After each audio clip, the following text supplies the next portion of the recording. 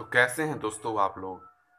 आज फिर से हमने आपके लिए एक अजूबा, एक अद्भुत और एक विश्वविख्यात टॉपिक के बारे में एक वीडियो बनाने का सोचा। और टॉपिक है कूलम्ब्स लॉ के बारे में। ये आपका एनडीए फाउंडेशन बैच, इसमें से बहुत सारे ऑब्जेक्टिव भी क्वेश्चन पूछे जा सकते हैं। आपका 12 का जो फाउंडेशन स्टूडेंट है उसके बेस के लिए ये भी ठीक रहेगा। और आज के टॉपिक में हम लोग पढ़ने जा रहे हैं Coulomb's law in scalar form and in vector form, दोनों के बारे में आज हम लोग पढ़ने जा रहे हैं। सो चलिए गाइस, कैसे हैं आप लोग, और शुरू करते हैं बिना किसी लॉन्ग लपेट के। जी, सबसे पहले कूलम्ब्स लॉ के बारे में हम लोग जानते हैं। ओके, कूलम्ब्स लॉ होता क्या है। देखिए, Coulomb's law is only applicable for point charge, वो सिर्फ छोटे चार्ज के लिए एप्लीकेबल एप्लीकेबल है। ओके, मान लीजिए कि यहाँ पे प्लस क्यू चार्ज है, यहाँ पे ये प्लस क्यू चार्ज है।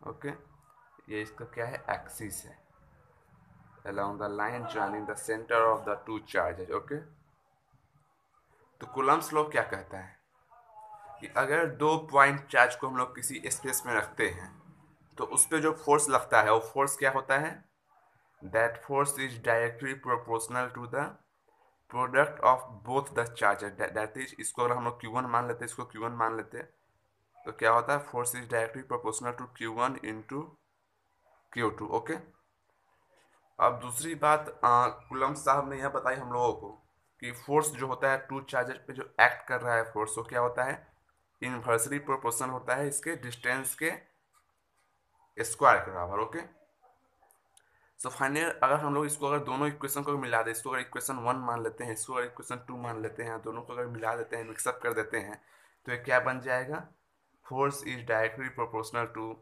Q1 into Q2 by R square.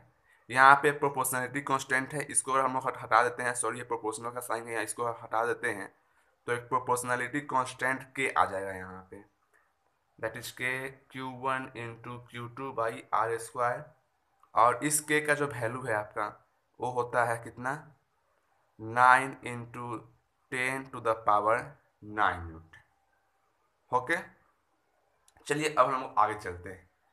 इसके कुछ प्रॉपर्टीज के बारे में सबसे पहले देख लेते हैं। इस कूलम्ब्स लॉ का जो प्रॉपर्टी है इसके बारे में सबसे पहले हम लोग कुछ देख लेते हैं। ये क्या है आपका, कूलम्ब्स लॉ को डिफाइन कैसे करेंगे, मैं इधर लिख रहा हूँ, आप लोग लिख लीजिए। Coulomb's law states that when two point charges are kept in a space, then the force acting on it is directly proportional to the product of both charges and inversely proportional to the square of distance between both charges along the line joining the center of the two charges। Okay, Coulomb's law हम लोग को यही बताता है कि जब दो point charge को हम लोग कोई स्पेस, याद रखिए पॉइंट चार्ज रहेगा, वो कोई बड़ा चार्ज नहीं हो सकता। ये नहीं कि इतने बड़े, बहुत बड़े बड़े विशाल विशाल चार्ज को, दो विशाल विशाल चार्ज को एक जगह रख दिए तो इस पर एप्लीकेबल नहीं होगा। ये सिर्फ किस पे है, तो पॉइंट चार्जेस पे ही एप्लीकेबल है। कूलम्ब्स लॉ ये बताता है कि जब दो पॉइंट चार्जेज दो पॉइंट चार्जेस को जब हम लोग स्पेस में रखते हैं तो उसमें जो फोर्स एक्ट करता है वो डायरेक्टली प्रोपोर्शनल रहता है उस दोनों के प्रोडक्ट के बराबर, दोनों चार्ज के प्रोडक्ट के बराबर, और इन्वर्सली प्रोपोर्शनल रहता है उसके स्क्वायर डिस्टेंस के स्क्वायर के बराबर। ओके, और it is always along the line joining the centre of the two charges.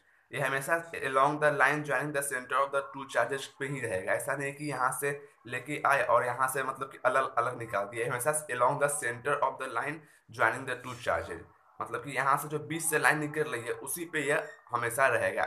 Okay, so this is a very pin this point in your mind that Coulomb's law is only applicable for point charges and it acts along the line joining the center. Line, look here, line joining the center of the two charges.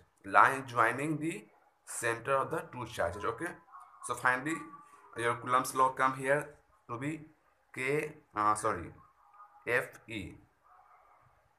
is equal to K Q1 Q2 by R square. Okay,